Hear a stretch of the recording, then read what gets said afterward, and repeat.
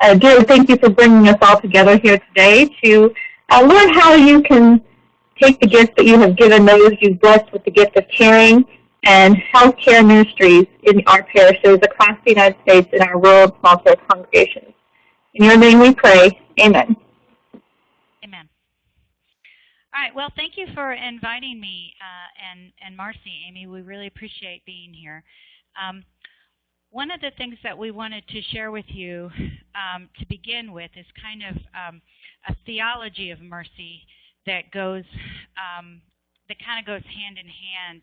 It's a wonderful way for rural and small town congregations to really make a big difference in their communities.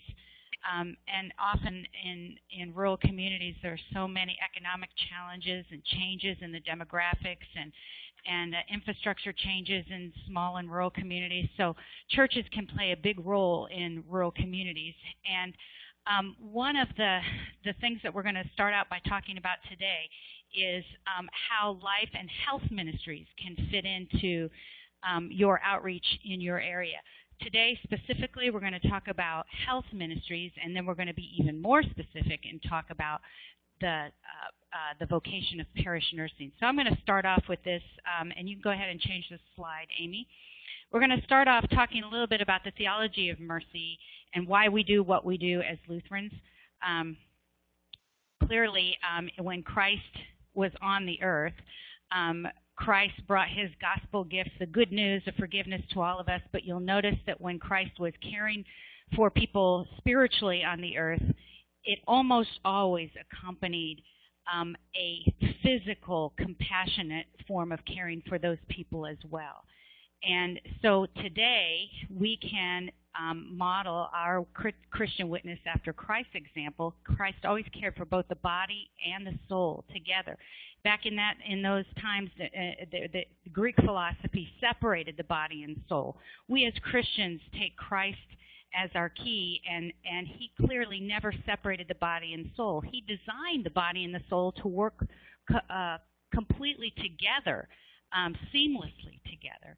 And so you see that all throughout the Scriptures, that God lifts up the value of both the physical and the spiritual together, hand in hand, because they both affect each other all the time. And you think of the fact that God created every cell within our body. He knows about our circulatory system and the stresses that we feel in our emotions and all those things. So he understands those things. And because Christ was flesh, Christ incarnate knows exactly what it feels like to be human and understands those physical needs as well. So Christians make that a part of our Christian witness.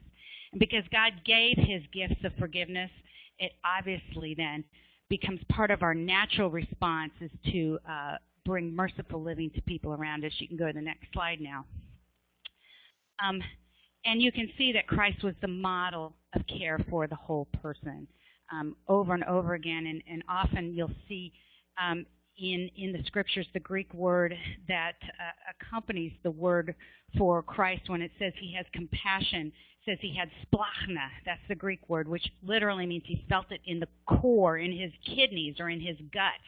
He physically felt the needs of other people around him. And that's such a beautiful tribute to his love and compassion for us, and it's a privilege for us to be able to care for others with that same kind of splachna, that care for others that comes from the gut. Okay, we can go to the next slide. And we saw in the Scriptures, we see that Christ walked, literally often, walked along with people. You think of the two men on the road to Emmaus, and Christ walked along with people and got to know them on a personal level. And in our acts of mercy, we can walk along with others as well on this earth.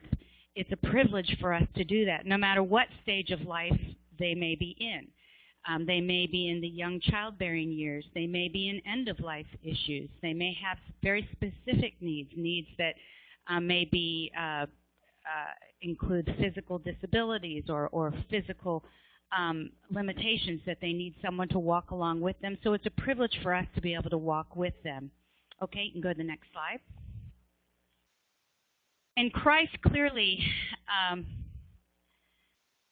when you look at the witness that Christ gave to us in Scripture, you always see that his gospel gifts of forgiveness, that proclamation of forgiveness to us, is often and almost always side by side with his acts of mercy to people around him.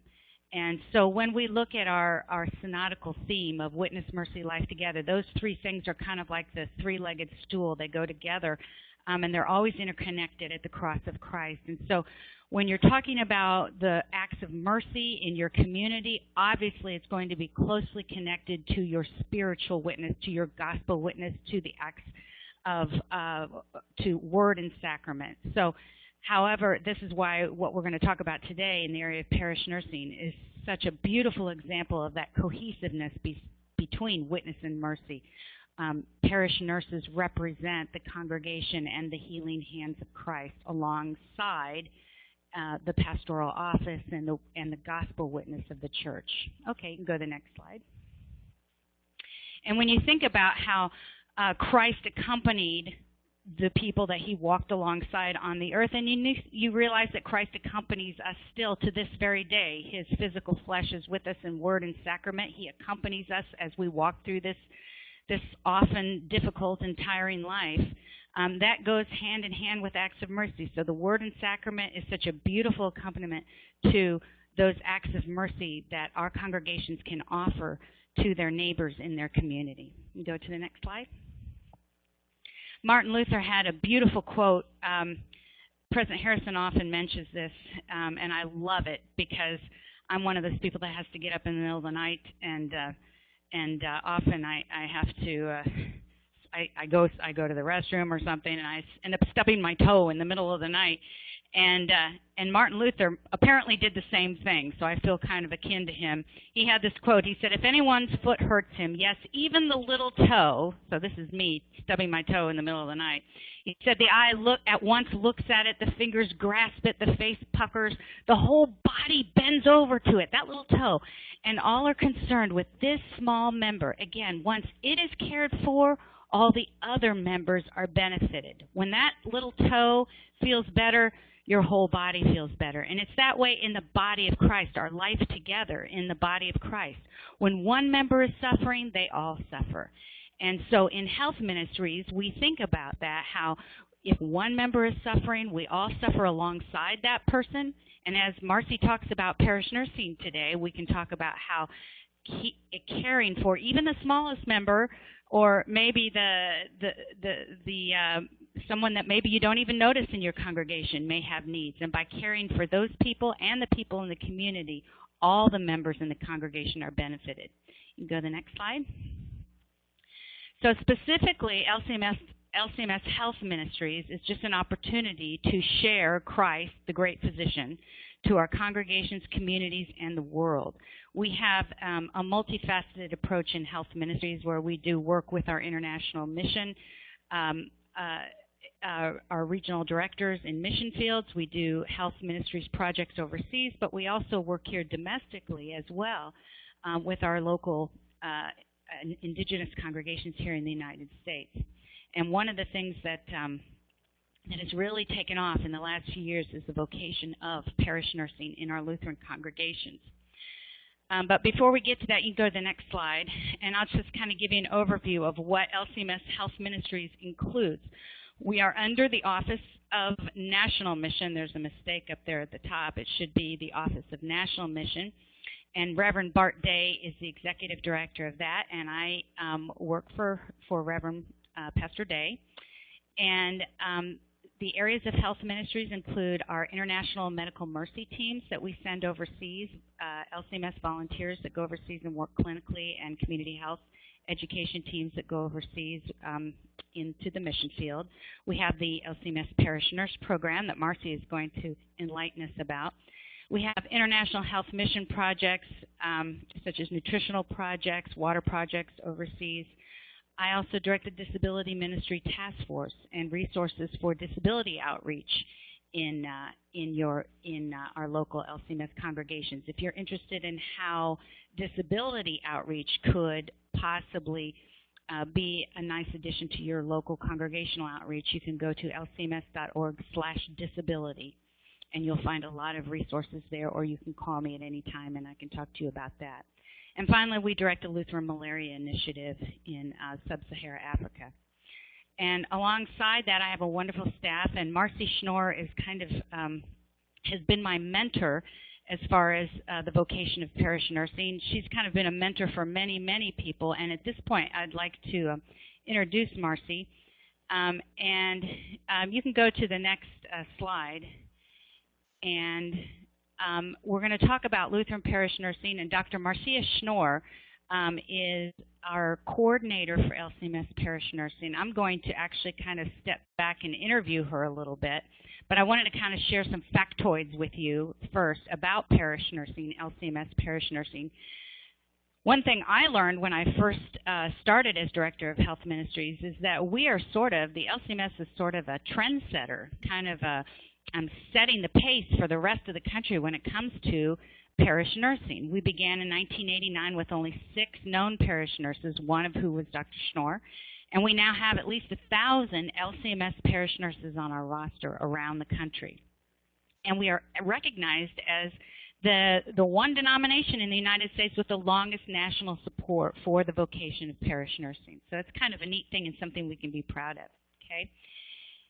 Some of you may be asking, why would a congregation have a parish nurse ministry? And Marcy will elaborate on this a little bit, but these are just some factoids. You may want to write these down, and then Marcy will fill in the gaps for you as I talk with her. Obviously, we talked about the example of Jesus' healing ministry. He was, of course, the great physician. And we can be the physical hands of Christ to people in our midst. We can be a witness to Jesus' action. And, of course, it offers a wonderful opportunity for relational evangelism to your community. We can go to the next slide. And also, it's a wonderful opportunity for a parish nurse can be a wonderful assistance to, a help for the pastor, especially in making visits and looking at the whole intrinsic person. Sometimes a parish nurse can be the eyes and the ears of a pastor and kind of get to see things from a different perspective from the pew and be able to see areas of need that a pastor might not have picked up on in his busy role. It can be a healing contact with less active members. It's a relational way to touch base with people that may have fallen out of habit of coming to worship, and it's a way to kind of renew those relationships a little bit in a very compassionate way. And also, because most parish nurses, not all of them, but most of them are women, it's a wonderful a way for women to feel comfortable talking about spiritual issues, kind of woman to woman, and then the parish nurse can kind of open the door figuratively to the pastoral office for women. You go to the next slide. We can go to the next one. I kind of already talked about that. And it's a creative way, and Marcy will talk a little bit more about how it's a creative way for a congregation to really make a big impact in their community and help people understand that they really do care about the whole person. So at this point, we can get rid of the slideshow, and I wanted to just kind of have a little conversation with Marcy. She is, I'm going to let her tell you a little bit about her history with parish nursing. Marcy, can you kind of go into your background a little bit with the parish nursing program in the LCMS? Surely. It was the end of 1988. I just finished my doctoral dissertation, and it related to recognizing the spiritual needs of people and how nurses can reach out and care for them. And at that time, Reverend Mueller, who was in charge of, I believe they called it Ministerial Health / Health and Healing at the time. The names of the departments have changed over the years. He called and asked if I would consider coordinating our parish nurse ministry. And my response to him was really quite surprising. I said I didn't know we had one. And, well, he said we didn't. But they had been talking about it, and would we put something together? And I thought about it and prayed about it, but not a terribly long time, because it really seemed as though the Lord was touching me to do. I was already doing some of that in my own congregation, and so I called back, agreed, and the rest is history. All right. So you're a nurse.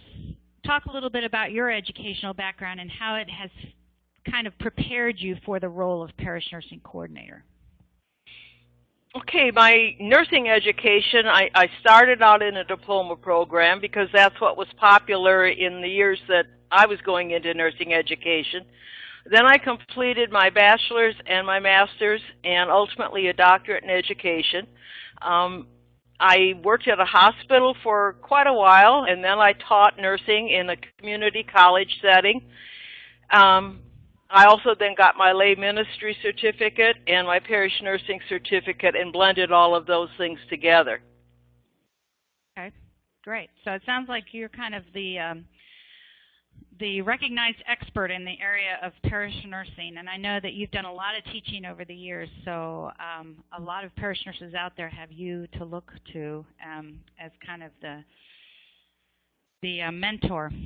Can you tell me a little bit about what the vocation of parish nursing, back in the day, parish nursing was kind of an unknown entity.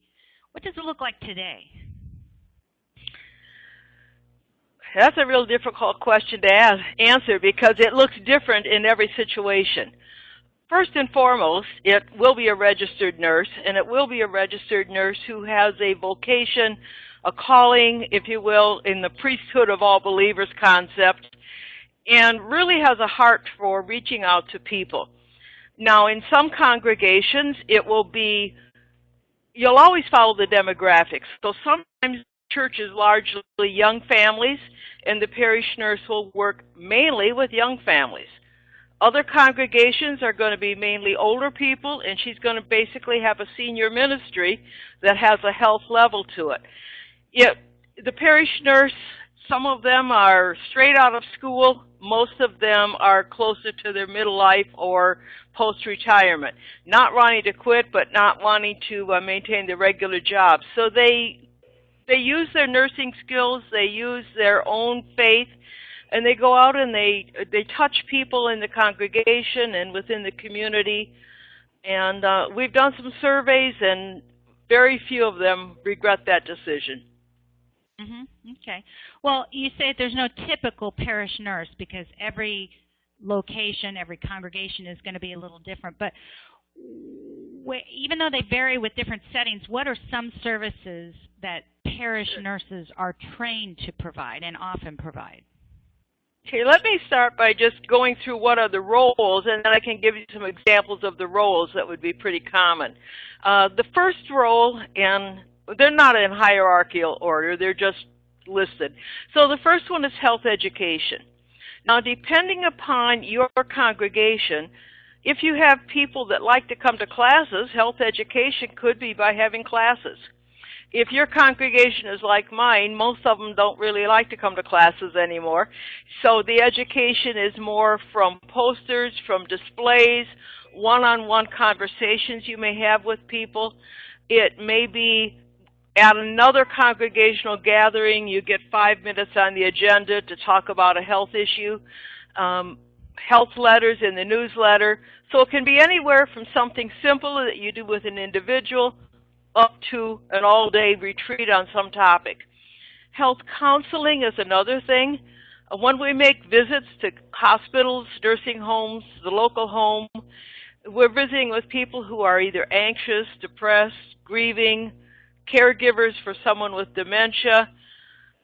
The list goes on. Chronic illness, disabilities, and all of those have associated emotional and spiritual issues. And we're able to counsel them in a very basic way, coupled with education. So often those two go together. What does my medicine do? Why do I have to take it?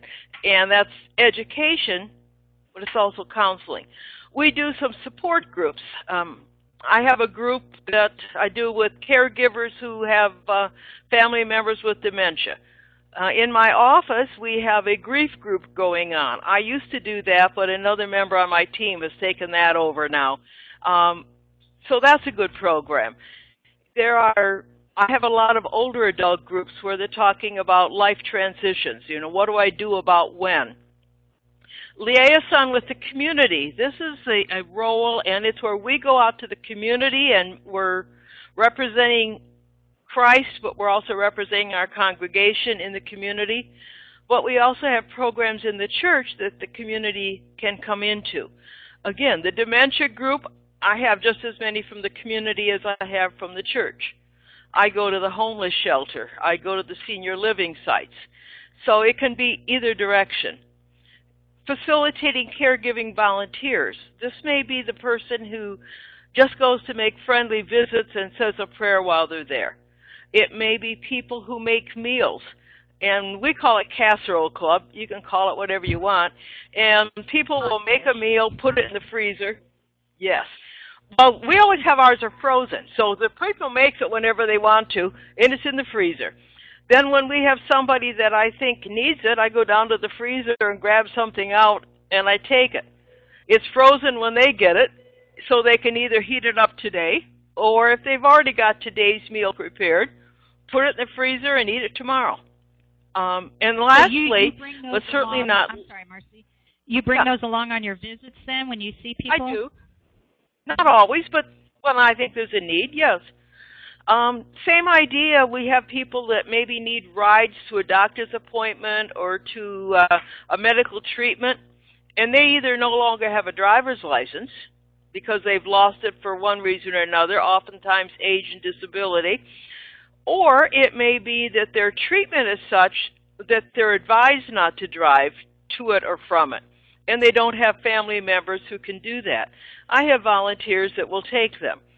So I don't necessarily take them, but I arrange who it is that's going to take them.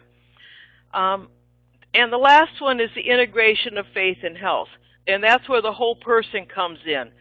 There's not a class or a visit that doesn't, at the very least, include a prayer. It also includes looking for signs of what in the nursing literature is called spiritual distress. And that's just when we have the why question. Did God do this? Does he still love me? Is he punishing me?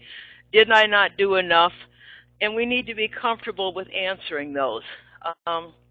Newborn visits we do.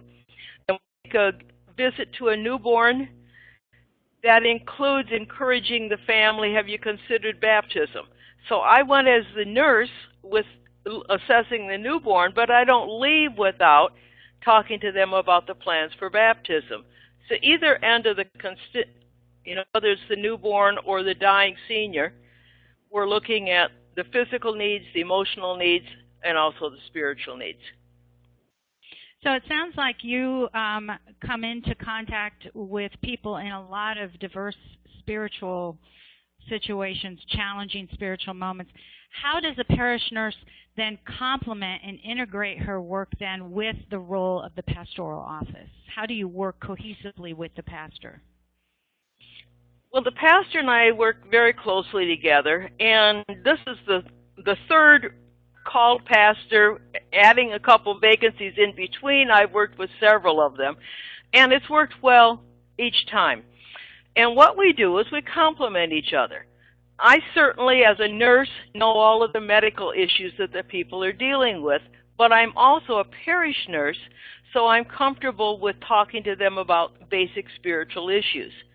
The pastor is the expert in the spiritual issues and may or may not be comfortable in the hospital with what is this symptom the person's talking about and what is this test they're going to do. That varies on their background. So one is an expert in health care, but also knows something about spiritual care. The other is an expert in spiritual care and may or may not know anything about health care. As we visit with each other, we fill each other in, sharing information on a need-to-know basis, not a want-to-know basis, so that either of us are more comfortable in looking at the whole person. I'd like to go just a moment on another way that it can complement. You mentioned about the women's issues. I find that very common in two things. Many times if the woman has female health issues, they may not, depending on their generation and their culture, they may not be comfortable talking to the male pastor about what is their real health need. but they don't mind telling me all about it. Same way, I have a few people who have been victims of domestic abuse. The abuser was a male. And they have been shot down so many times by either a father, a husband, a brother, in some cases all of the above. They've had a lifetime of the male figures in their life abusing them or rejecting them. Their comfort to immediately go and talk to the pastor, who is a male, is very difficult. But they'll talk to me. And eventually, I can go with them to the pastor, because they're still afraid to go alone, but they'll go with me as that comfort person. Okay. So you kind of hold their hand and walk them through the process of seeing the pastor. Great. Absolutely. Okay. What are the requirements to be a parish nurse, and what makes up the training to be a parish nurse? Okay, the requirements as far as the Nursing Act is concerned. There's requirements by the nursing law, and then there's recommendations that we would make within the church. So requirements legally, it has to be a registered nurse, and to a non-nurse, that may be difficult to ascertain because there are licensed practical nurses, there are nursing assistants, and then there are registered nurses. The nursing assistant and the practical nurse are very valuable parts of the team, but legally cannot be the parish nurse, because by the nursing law, only the RN can function in an independent role. And a parish nurse, as far as nursing is concerned, will be independent, because they're not in a role that has any other hierarchy within the hospital or nursing segment. They also have to have an active license in the state they're practicing. So if you were an RN and you let your license lapse, you cannot be a parish nurse unless you reactivate your license. So an active license, it doesn't matter what level of education. Under nursing education, there are different ways to become a registered nurse. Now most of them are through a university with a bachelor's degree. However, we still have a lot of people practicing who either came from a diploma program and didn't go on, or went through an associate program and may or may not go on eventually. They still take the exam to be a registered nurse. So if you are a registered nurse, it really doesn't matter what your basic education was, but the registered nurse does matter. By nursing, scope and standards of practice, a parish must take an educational program, and those vary from being a day to a graduate program.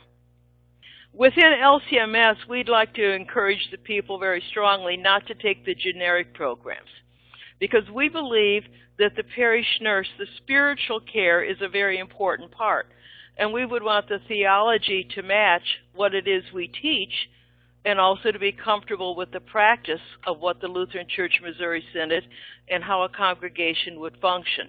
So we have educational programs set up that provide that, but there are many. And I don't know if you want me to talk about the education ones now. Yeah, go ahead and talk about the different ways that an RN could get her certificate in parish nursing. Okay, so to go through what we would be recommending would be to take an educational course through a provider that is affiliated with LCMS, because then the theology part, the spiritual part, is going to match. And at the moment, the opportunities for that are Concordia University, Wisconsin has several opportunities. Some are on campus, some are by e-learning, and some are distance learning. Concordia University in Nebraska is beginning a course in their RN completion program that is also open to another nurse who doesn't want to complete a degree, just wants the course. Then LCMS Health Ministries is just launching an online course. It's a series of DVDs. The person would register for the course. The DVDs would be viewed, but that's not the major part of the course. That's just the classroom setting. They would also get a curriculum guide. They get a mentor, me, And we work together through the course. There are a variety of discussion questions. There are a variety of selected activities. The ones that each person does are going to be different because I will decide based on the experience that that nurse has. Not all of the questions in there necessarily apply in each setting. So there are many more suggestions than what will actually be used. So those are the courses that are available. Now there are a lot of other ways to get your parish nurse not through the LCMS setting. So my recommendation, and I think all of ours, is that part of the online DVD course has 2 modules that are theology. So if you completed your parish nurse education someplace else, every part of that is totally valid, except the spiritual care part was more generic and what I oftentimes call the chicken soup variety. It really is not specific necessarily even to Christianity, much less is it specific to Lutheran. So while everything else is totally equally valid, well, I would certainly recommend that that person views those 2 theology modules, and that kind of brings them up to that little piece that their course maybe didn't have. And if I remember correctly, the 2 theology models concentrate on practical care theology in practice, and also Theology of Mercy that talks a little bit about the theology of the cross, theology of suffering, how Lutherans walk through the issues. And those 2, just to reiterate, those 2 DVDs are free online at www.lcms.org/health. You can log on there and anyone can view those 2 theology components. One is taught by Reverend John Pless, who is a professor at the Fort Wayne Seminary, and the other is taught by Reverend Dan Pavla, a professor at Concordia University in Wisconsin. Okay, so why would a congregation want to consider adding a parish nurse to their staff? Well, I think there are several possibilities, but I think that it's especially important because the parish nurse is the eyes and the ears of the pastor when she's out visiting people that, again, the health part that he wouldn't understand. And also most pastors are very, very busy and cannot see everyone. So the person who is a shut-in, perhaps instead of the pastor visiting 4 times, the parish nurse could visit 2 of the times, and he goes when he has to take the sacrament, but she can go for just the visit and the prayer time. And so it's a saving of his time. It's also a compassionate outreach to many people who are not comfortable with the church setting, aren't going to walk in and want to necessarily visit with the pastor right away. But as the nurse goes out, everybody's come in contact with the nurse someplace. And so you're familiar with nurses, and nothing really shocks nurses. And so sometimes when you're not sure how you might respond to what I'm going to say to you, people like to try it out on us first because, as they say, nurses have been in the trenches and have seen it all, and nothing you're going to say is going to surprise me. And so they feel if we did factor too. Exactly, we have the professional confidentiality. So we're going to hear it, we're going to accept it. Another reason that is good is that parish nurses are concerned about all of the people in their congregation. That includes the pastor. So many times that when the pastor has health issues, he maybe isn't comfortable in just telling everybody in the church about his health issues. But the parish nurse maybe has already picked up on a few cues already. But if not, they've developed a big enough relationship that the pastor will oftentimes come and confide in the nurse, again, knowing that it's a professional confidentiality issue. We're not going to tell, and yet we can provide some assistance. So it's an on-site person that's looking out for the health and wellness of the pastor as well as the other members of the congregation. Okay. So what are some common staffing models for parish nursing? I mean, today everybody's budgets are getting skinnier and skinnier. So what are some common models for staffing with a parish nurse? Okay, there are a number of models. Some parish nurses are institutionally based. That means they are employed by a hospital and contracted to a congregation. That is one possibility. Most of them that I'm familiar with are actually congregationally based, meaning the congregation decides who they want for their parish nurse, and there is no contract with anybody else. Parish nurse may be salaried or may be unpaid. We would always encourage them to be staffed. That allows them to have that sharing, the accountability, the visibility, and truly the value is obvious. But they may or may not actually get paid. So sometimes it's a very part-time, maybe mileage, stipend, pay a conference fee. Sometimes it's full-time salaries and benefits. Sometimes the church has one parish nurse. Sometimes the church has one parish nurse, but 2 or 3 other nurses who work under the parish nurse and take on some of the eyes and ears, and they can spread a little bit further. So there's solo practice, there's shared practice, unpaid, paid, part-time, full-time, all kinds of gamuts. Great. Okay, so and how would a congregation who's interested in maybe investigating using a parish nurse, what's the next step? How can find out more about it?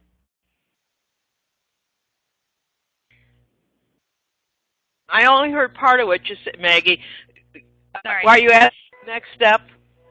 A congregation how would wants a to have congregation find out more about it, right? Okay, well, the website has a lot. www.lcms.org/health has a lot of information about parish nursing. That would be a first start, but probably after you've looked at that, you've got some questions now that, okay, how in my church? Or I have some questions, what does that mean? A good Lutheran question, what does this mean? And so they're certainly more than welcome to contact you or me. As of July, I'll be job sharing, so there'll be a couple of us that would be available. We're job sharing because there's more things happening, not because I'm wanting to do less. So contacting one of us, we will be more than happy to walk through it with you.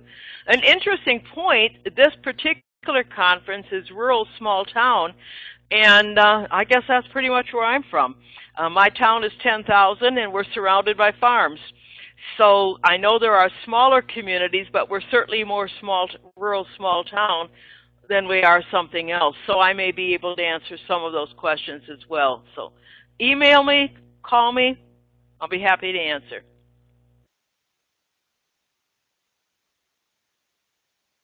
You want this, but they have fears about insurance or fears of litigation because it involves health.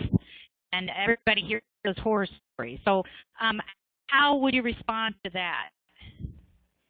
Okay, as far as insurance, back in the days when I taught nursing, we always encouraged all of our nurses to carry their personal liability policy, whether you worked in a hospital, a doctor's office, or whatever.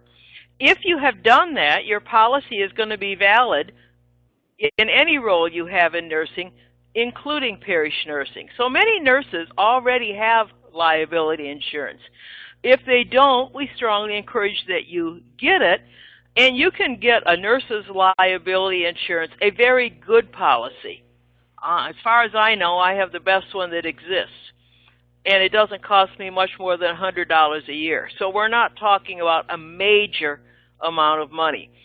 It is also recommended that the congregational policy identifies the parish, because if there were going to be a liability, people go for every pocket they can find.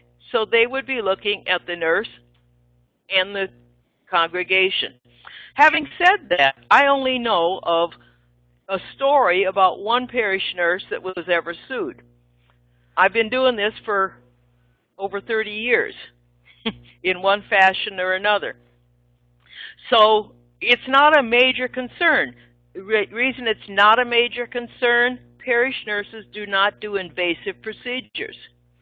So because we're not poking and prodding people, we're not doing the things that are going to set up for the injuries, or at least the alleged injuries, that a liability policy is going to do. Another thing is that parish nurses that are on staff at the church are usually very well received by their members, and they have good relationships. And they've always taught us that if you have a good relationship with your patient, they're less likely to sue you because they like you and they don't think you could possibly have done anything wrong. Now, there's exceptions to that rule, of course. But basically, we have a good relationship. We're not doing at-risk procedures. The chances are nil. Mm-hmm. In our society, can I say it doesn't exist? No, but it's very unlikely. Yeah. Okay, and previously you talked about how the American Nurses Association designates that parish nurses need to be registered nurses. But are there ways that other types of health professionals in a congregation might also be able to serve the health ministry's needs of a congregation? Absolutely.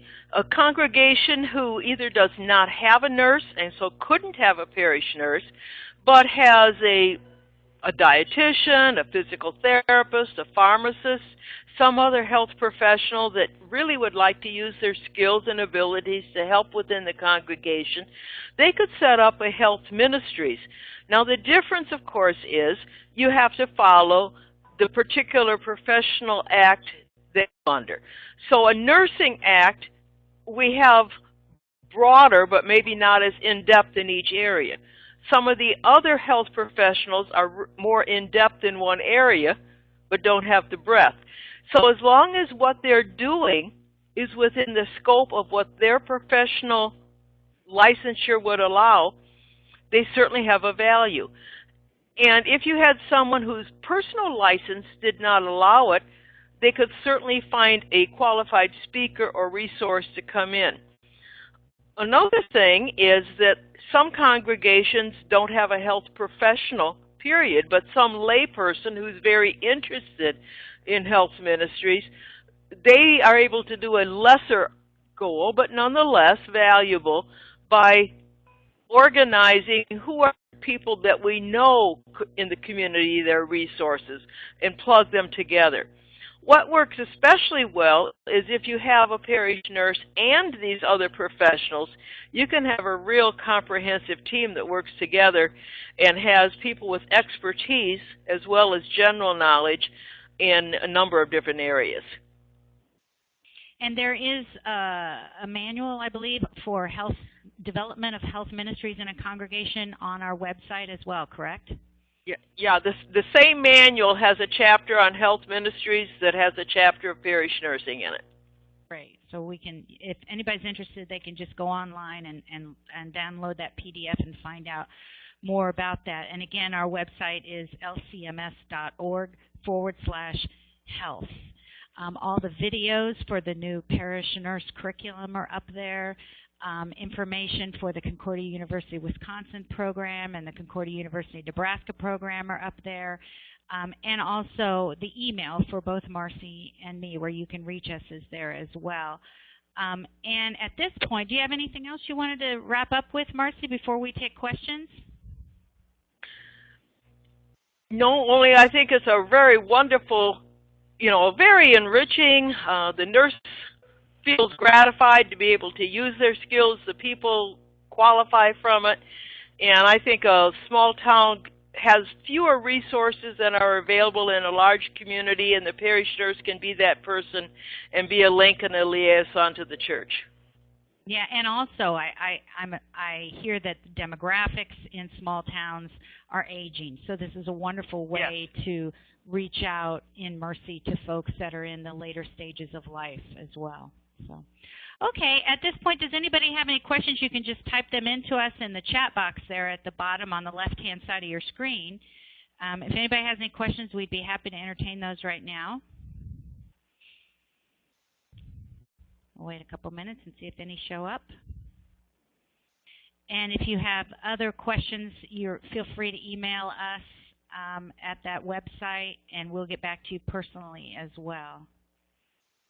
Right? I don't see any questions coming up at this point. Amy, are you still with us, or did you blow away? I'm still here. Well, thank you both. Oh, look, there is a question now. Oh, okay. Are there any scholarships, grants available through LCMS for the education? Well, because possibly through Concordia University of Wisconsin, you might be available for some sort of scholarship through that university. The fee for the online course that we're offering at lcms.org/web/health, that is a very minimal fee. That's $200. So, you know, it would be a great way. In fact, my home congregation just recently received a parish nurse, and we paid for her training. The congregation invested in her training, that $200 to do that class. So it was kind of, even though she's working as an unpaid volunteer, she's doing this out of the goodness of her heart. It was a way for the congregation to show that we're invested in this program with you, and we support you, and we want to see you succeed. And so that was one way the congregation can do that, as well as the individual. Another question here. Is there a size of congregation that can afford paying a parish nurse? Marcy, you want to go for that?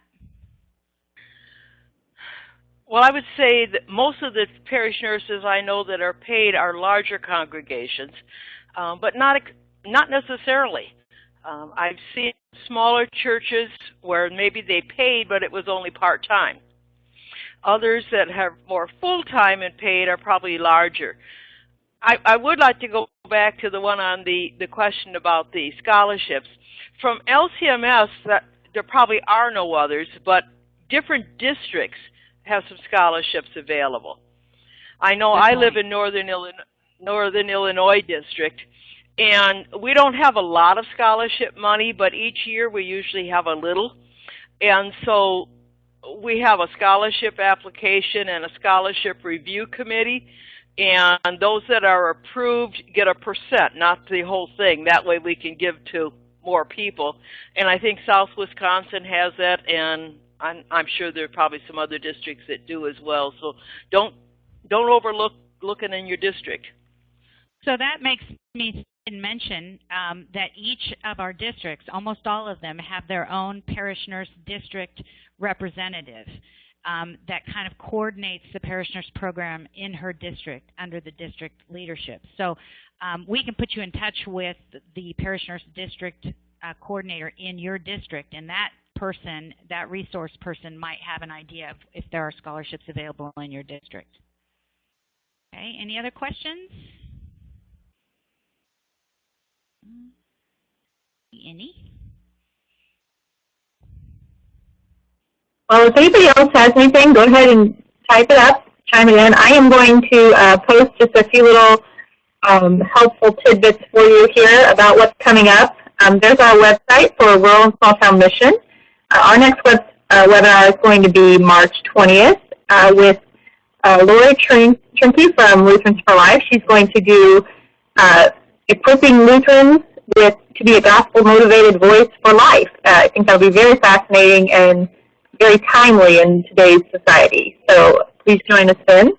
And also, we'd like you to save the date for our Rural and Small Town Mission National Conference, November 6th through the 8th of this year in Kansas City, Missouri, where we were last year. We really enjoyed that location. I see there is another question from William. Okay. Are there any regular meetings of parish nurses in Synod? Absolutely there are. There's a big one coming up every year. It's at the end of May, and it's at Concordia University, Wisconsin, in Mequon, and we get a lot of wonderful networking and continuing education going on there. So if you'd like to find out more about that, you can write us and we can send you the information. Feel free to contact any of us if you need information. The email for Rural and Small Town Mission I'm going to put up here at the bottom. And I can always send it on to the other ladies if you don't have their email. Any other questions? Do you want me to put my email up there, Amy? That'd be great, Maggie. Thank you.